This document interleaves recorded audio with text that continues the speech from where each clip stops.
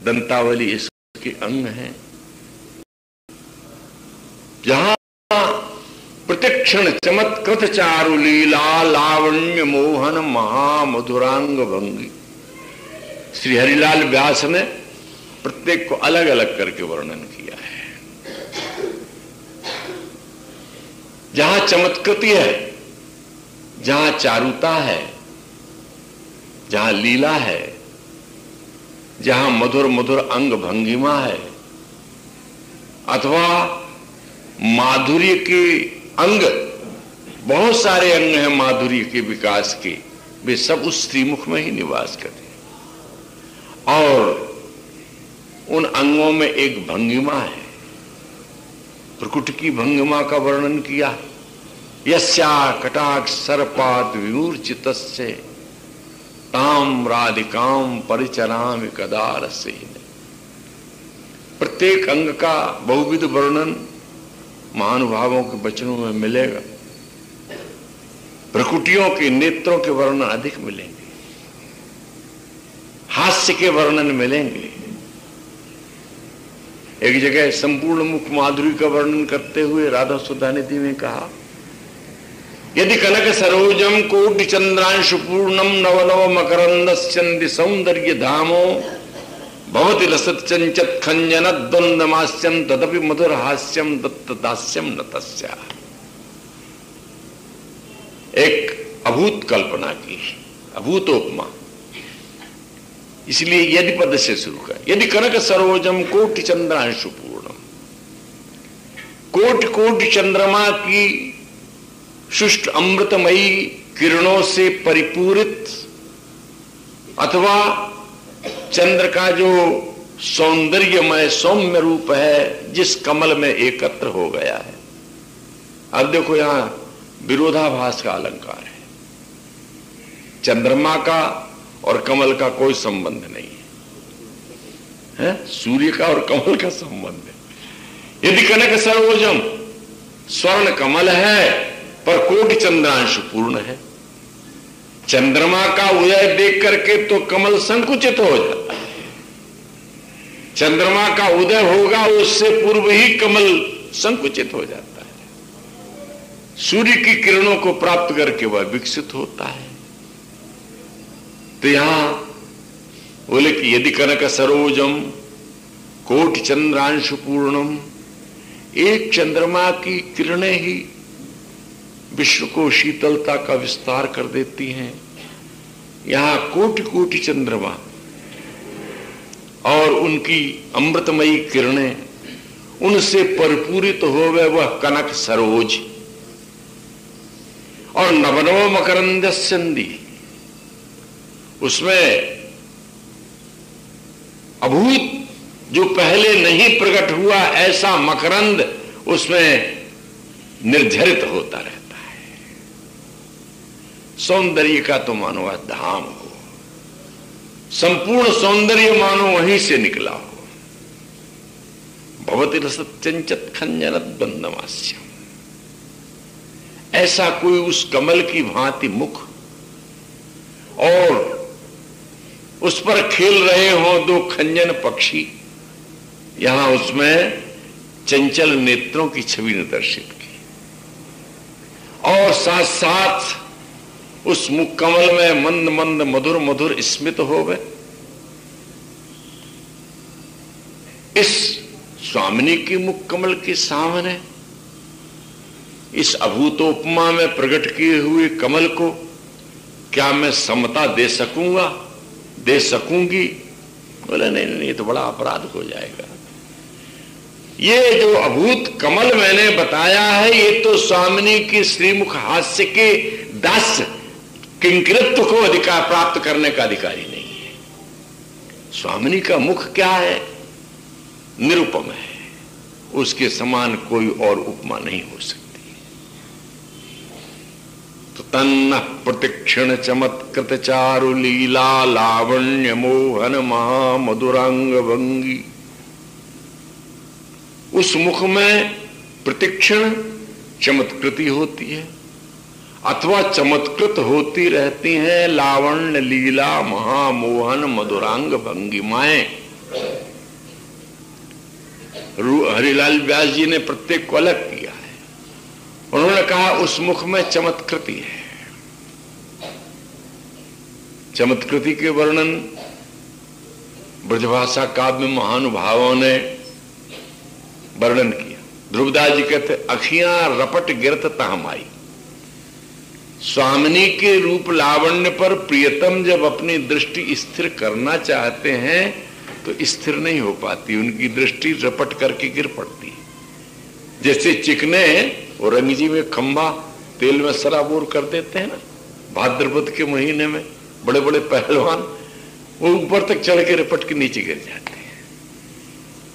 क्या चमत्कृति है उस मुख में, कौन सा लावण्य है कि प्रियतम के नेत्र उसमें एक टक ठहर नहीं पाते, प्रतिक्षण है वह।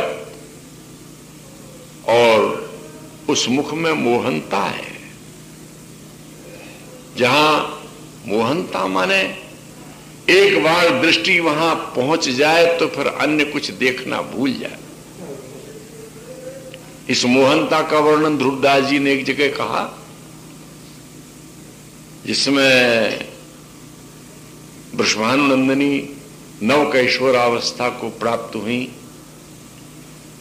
तो ललिता जी ने जाकर के नंदलाल से संकेत किया कि प्यारे एक ऐसी किशोरी प्रकट हुई है कि बाको रूप जो देखे जाई सो रूपवंत हो जाए। उस किशोरी के रूप का जो दर्शन करता है वो अरूप होगा तो वो भी रूपवान हो जाता है। ये रूप का जादू है। ऐसा विलक्षण पहना वर्णन हमको अन्यत्र कहीं मिला नहीं। बाको रूप जो देखा जाई सो रूपवंत हो जाए। रूप पर मोहित होने के वर्णन तो मिलते हैं, परंतु जिस रूप का दर्शन करके रूपहीन व्यक्ति सौंदर्यहीन व्यक्ति सौंदर्यमय हो जाए तो चमत्कृति और लावण्य मोहन महामोहनता जिसमें विद्यमान है और मधुर मधुर है जिसकी अंग भंगिमाएं। नेत्रों की भंगिमा का वर्णन चतुरासी में एक जगह खंजन मीन मृगज मद मेटत कहा कहो नैनन की बातें सुन सुंदरी कहां लो सिखई मोहन बसीकरण की घातें बंक निशंक चपल अनियारे अरुण श्याम सित रचे कहाते डरत न हरत परायो सरवस मृदु मधुम्यु मादिक दृग पाते नेक प्रसन्न दृष्टि पूरन करी नई मोतन चितयो प्रमदाते जय श्री हित हरिवंश हंस कल गामिनी भाव सो करहु प्रेम के नाते खंजन मीन मृगज मद मेटत कहा कहो नैनन की बात। तुम्हारे इन नेत्रों की सुघराई सुथराई सुंदरता, इनकी रस गरिमा प्रत्येक अंग में ये इतने परिपूर्ण है कि जिसका वर्णन नहीं किया जा सकता। ये खंजन का मद मेटते हैं, ये मीन का मद मेटते हैं और ये मृगज के मद को समाप्त कर देते हैं। यही तो नेत्रों की उपमाओं में आने वाले हैं। कहीं चांचल्य के लिए खंजन है, कहीं नेत्रों की श्वेतता और ढरकन के लिए ढरक मीन हो जात। महानुभावों ने कहा जल में कभी आपने मीन की क्रीड़ा देखी? यदि देखी है तो ऊपर की तह में तैरते नेक सी आशंका होने पर वो जिस एक छटा के साथ नीचे तह की ओर चलती है, कभी नेत्रों के संचलन को देखा है? एक साहित्यकार ने वर्णन किया, नेत्रों की बात करते। हत्वा लोचन विशिखी गत्वा किंचित पदानि पद्माक्षी जीवत युवा नवा किम भूयो भूयो विलोकयति। साक्षी कमल नयनी और सामने से जो सुंदर नव किशोर आ रहे थे, मानो प्रिया और प्रीतम। एक कुंज गली में दोनों का मिलन हो गया। अपने नेत्रों को उठा करके प्रियतम की ओर देखा। प्रियतम तो पहले से आकांक्षामय थे उन नेत्रों की छवि को देखने को, और नेत्रों से नेत्र मिले। लाज के मारे इन्होंने झुका लिया और वे उस पार हो गए। दोनों ने दोनों का मन मोहित कर लिया। पद्माक्षी ने लौट लौट करके फिर देखा कि एक बार और वह देखने को मिल जाए, तो यहां कभी एक नई उत्प्रेक्षा करता है। हत्वालोचन विस्फई, अपने नेत्रों के पैने बाणों का प्रहार करके वह पद्माक्षी कमल नयनी किंचित पदानि गत्वा, कुछ पांव विलोम दिशा में चल करके लौट लौट करके देख रही है। क्या देख रही है? बोले आसक्ति नहीं प्रकट कर रहे हैं ये कि आसक्तिवश देख रही है, रूप माधुरी के अवलोकन के लिए देख रही है। इन नेत्रों की सुंदरता का लक्षण बन रहे हैं। वो ये देख रही है कि मेरे नेत्र बाणों से मारा हुआ वह युवक प्रियतम श्याम जीवती किंबा, वो जी रहा है अथवा पधार गया। यदि पधार गया तो नेत्रों की सुंदरता पूर्ण है, और नहीं पधारा है तो नेत्रों के सौंदर्य में कमी है। कहने को एक ये व्यंग्योक्ति है। जीवत युवा न किम भूयो भूयो विलोकयति, खंजन मीन मगज मद में तत् कहा कहो नैनन की बातें सुन सुंदरी।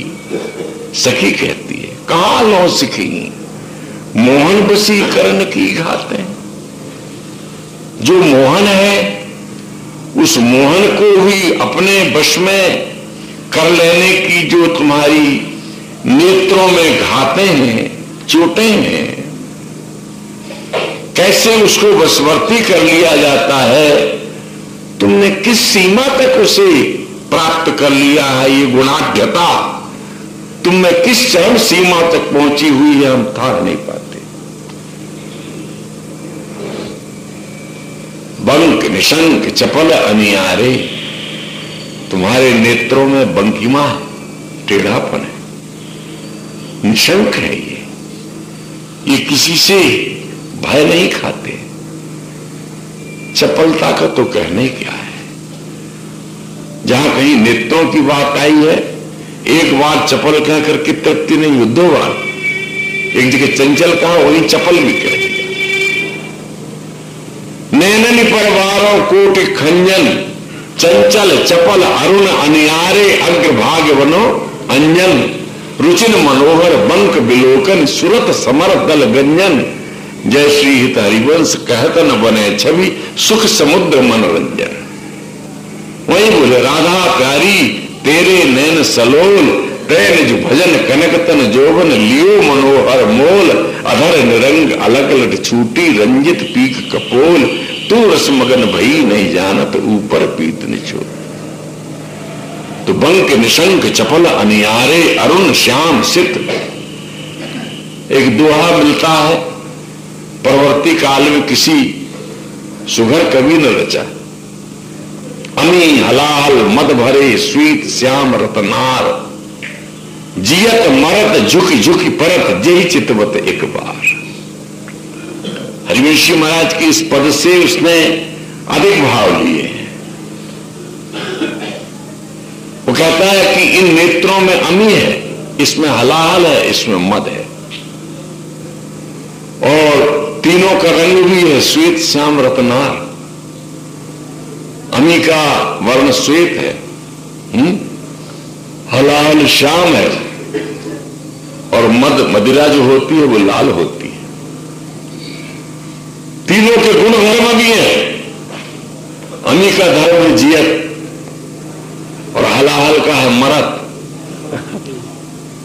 और झुकी झुकी परत मदरा का धर्म है। झुकी झुकी परत जय चितवत एक बार। तो अधिक विस्तार न जाए, समय तो हो गया है, बात तो समेट देंगे। चमत्कृति है, चारुता है, लावण्य है, मोहनता है और लीलापूर्ण अंग भंगिमा है, भ्रुकुटी विलास है। भ्रुकुटी विलास हास रस बरसत जय श्री हरिवंश प्रेम रस झूलव तन्न प्रतिक्षण चमत्कृत चारु लीला लावण्य मोहनमा मधुरांग भंगी राधारनम हि मधुरांग कला निधानम। कहने का तात्पर्य कि श्री राधा का आनंद क्या है? मधुर अंग कलाओं का निधान है। जितनी मधुर मधुर अंग कलाएं हैं अथवा कलाएं हैं, और कलाओं में अपना एक माधुर्य होता है। यहां पर मुख की जो अंग कलाएं हैं उनका निधान अथवा इस मुख से ही तो पहले सारी कलाएं निकली। कभी हमारे सम्मुख ये मुख प्रकट होगा? आविर्भविष्यति कदा। कदा यहां बहुत लंबी एक आशा बांधे हुए, जिसको मैंने कल कहा था ना कि किंतु आसाप्यस्तु वृंदावन भूमि मधुरा कोटि जन्मांतरे। इस जन्म में ना सही, अगले 2, 4, 10 में ना सही, कोटि कोटि जन्मांतरों के पश्चात भी ये हमारी आशा लता फूल जाए, फलवती हो जाए, तो हम इस भूमि में पड़े पड़े अपने दिन गुजारते रहेंगे। पर काबू में जिसका दिल न हो, फिर वो गरीब क्या करे? जिसके दिल ने यही चाहत अपने भीतर पैदा कर ली हो और दूसरी चाहत जिसके भीतर हो ही नहीं, वो तो विवश है। कोटि जन्म बीत जाओ, चाहे और भी अयुत कोटि बीत जाओ। इस प्रकार इस श्लोक में स्वामिनी की श्री मुखारविंद के अपने हृदय में आविर्भूत होने की भावना है और सम्मुख इन चरम चक्षुओं की आविर्भूत हो जाए, प्रकट हो जाए, तब तो क्या कहना है। परंतु इसका कोई साधन नहीं है, इसका कोई उपाय नहीं है। इसका उपाय बस केवल लौल्यमपि मूल्य में कलम, हृदय के भीतर एक लोलुपता हो, एक रसमयी आकांक्षा हो, दैन्य हो, चाहत हो, और डटे रहो। घबराने की कोई जरूरत नहीं है। श्री वृंदावन धाम तो है ही है। जन्म जन्मांतर के पश्चात इस वस्तु की पूर्ति हो, ये मिले, इसी अभिलाषा के साथ आज की इस वार्ता को यहीं पर विश्राम दें। कल का प्रसंग कल। श्री राधा वल्लभ लाल जय राधे जय राधे राधे जय राधे जय श्री राधे जय राधे जय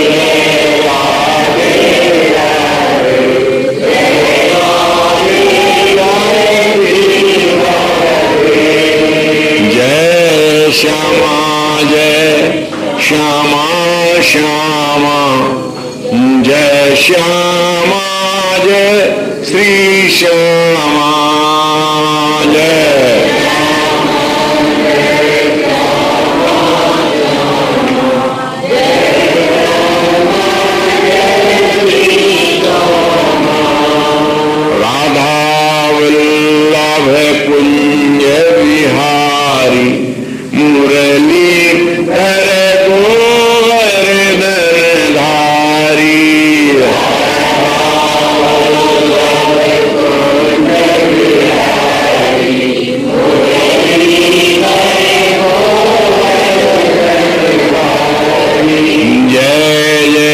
श्यामा जय जय श्यामा राम। जय जय श्री वृंदावन